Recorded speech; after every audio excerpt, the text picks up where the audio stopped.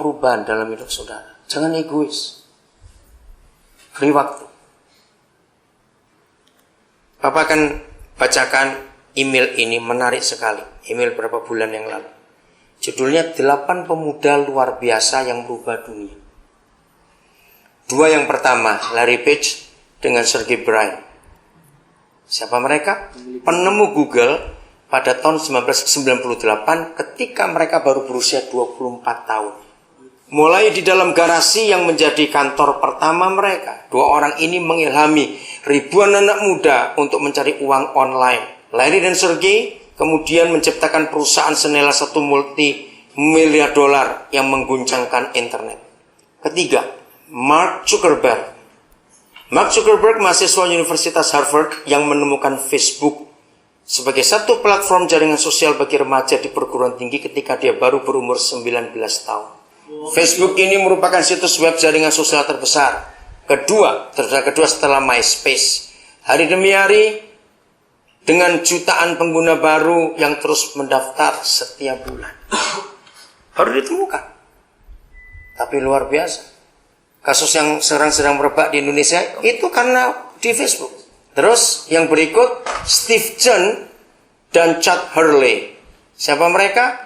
Penemu YouTube. Para pencipta dari situs web berbagai video online YouTube. Mereka mendirikan YouTube pada 2005 ketika Chad berusia 28 tahun dan Steve 27 tahun.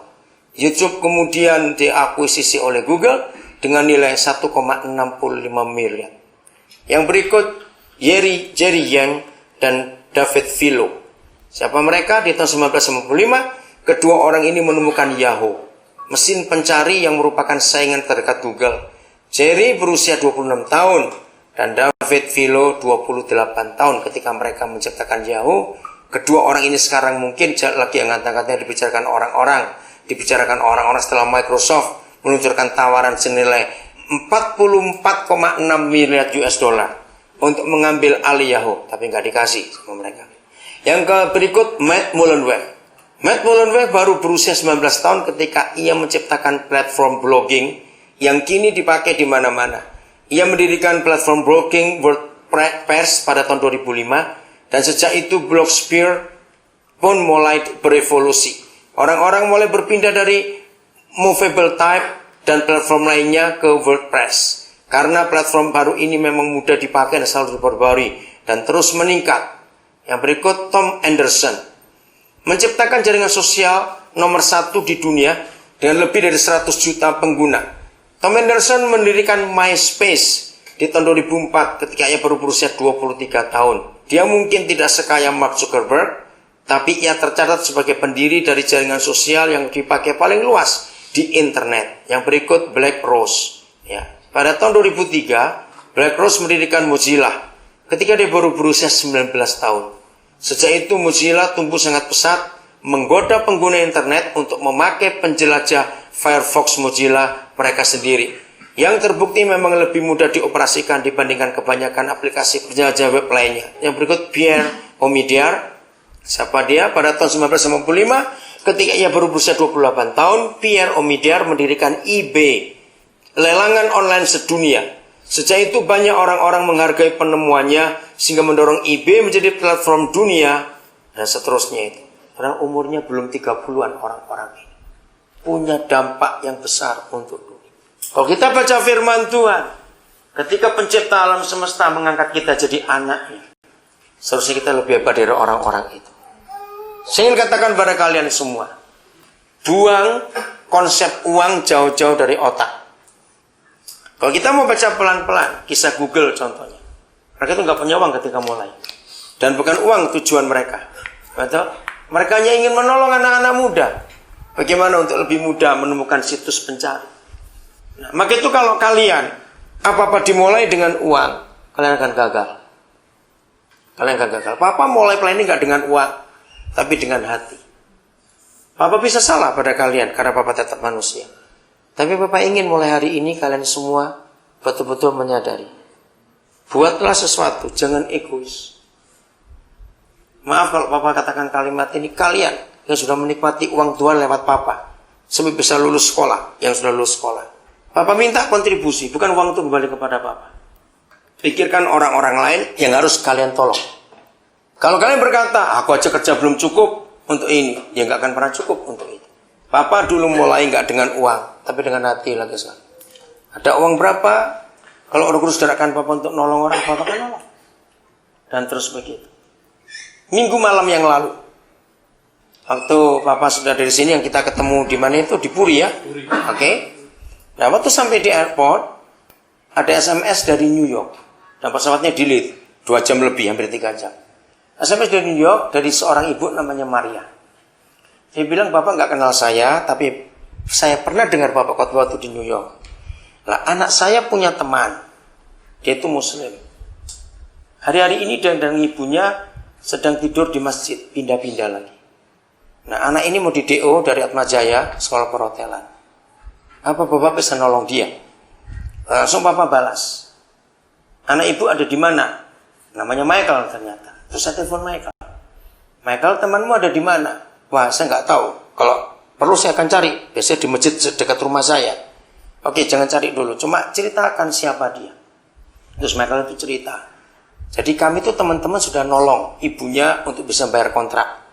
Yang sebulan cuma 150.000. Tapi kami juga nggak sanggup karena kami mahasiswa. Nah, yang penting sekarang dia bilang, dia tuh perlu ditolong kuliahnya, jangan sampai di DO. Karena sudah limitnya sudah lewat. Ya udah, jadi perlu berapa? Dia bilang sekian.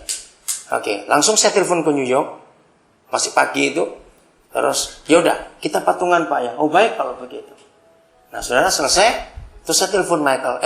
Namanya Reza. Saya belum pernah ketemu. Waktu telepon, terus Roh Kudus ngomong sesuatu. Saya belum tahu latar belakangnya sama sekali. Bayangkan, Roh Kudus bilang sesuatu tentang masa kecilnya. Dan dia kaget. Itu dia tanya, Bapak, apakah Michael cerita ke Bapak? Saya belum bisa jawab, Reza. Tapi pertanyaannya, apakah kamu pernah cerita masa ini ke Michael? Enggak, ya sudah kalau begitu. Ya sudah. Lah Bapak kok bisa tahu? Ya karena ada Islam, saya bilang ya karena Isa yang kudus ada di kitab sucimu. Yang saya sembah, kamu beritahukan. Waktu itu dia ada di Grand Indonesia, saudara. Dia itu lagi bingung. Terus dia nangis. Waktu saya bilang, mau nggak kamu jadi anak Papa? Dia nangis, bilang, Rasa jangan nangis itu, ini banyak orang kan di Indonesia. Dia bilang, karena selama saya hidup, saya tuh belum pernah manggil Bapak atau Papa atau siapapun. Karena saya nggak pernah punya memang. Nah, saudara, sejak itu tiap hari dia SMS, dia kontak. Nah, dia sebetulnya saya sudah datang ke sini malam ini. Coba kalau dia belum balas SMS itu. Ayo saudara, ayo kita tiap hari buatlah sesuatu untuk mempengaruhi orang dalam hidup ini. Buatlah sesuatu. Bacakan Lukas 16 ayat yang ke-9. Mengapa Papa beda dengan banyak pendeta lain yang kalian pernah kenal dalam soal keuangan? Mengapa? Silakan Lukas 16 ayat yang ke-9. Dengarkan baik-baik. Nah, Lukas 16 ayat 9. Nah, ini prinsip yang Papa pakai. Dan Papa ingin kalian semua pakai prinsip ini juga. Silakan. Lukas 16 ayat 9. Dan aku berkata kepadamu, buatlah persahabatan atas dasar mamon yang tidak benar, supaya manakala kamu gagal, mereka dapat menerima kamu di dalam kemah abadi. Ya. Aneh sekali. Satu-satunya ayat dalam Alkitab. Dengarkan. Tidak ada yang kedua, tidak ada yang ketiga. Satu-satunya ayat dalam Alkitab yang menuliskan kepada kita, uang itu untuk apa? Luar biasa. Ternyata kalau dunia berkata uang itu untuk tunjangan hari tua, uang itu untuk simpanan buat jaga-jaga, uang itu ditabung untuk siapa tahu. Karena sadar nggak bahwa itu semua negatif. Jaga-jaga, siapa tahu, tunjangan hari tua. Nah, ternyata salah. Satu-satunya ayat dalam Alkitab yang mengatakan uang itu untuk apa? Catat baik-baik. Untuk mengikat persahabatan, menjalin persahabatan. Uang tidak boleh disimpan untuk yang lain. Maka itu Papa gila dengan uang ini, dalam arti Papa nggak pernah khawatir. Asal Papa bisa jalin persahabatan dengan orang. Salah satu dari 11 yang di Timika baru-baru ini, seorang Senin malam bis yang Papa naikin dari Timika Tembagapura terlambat.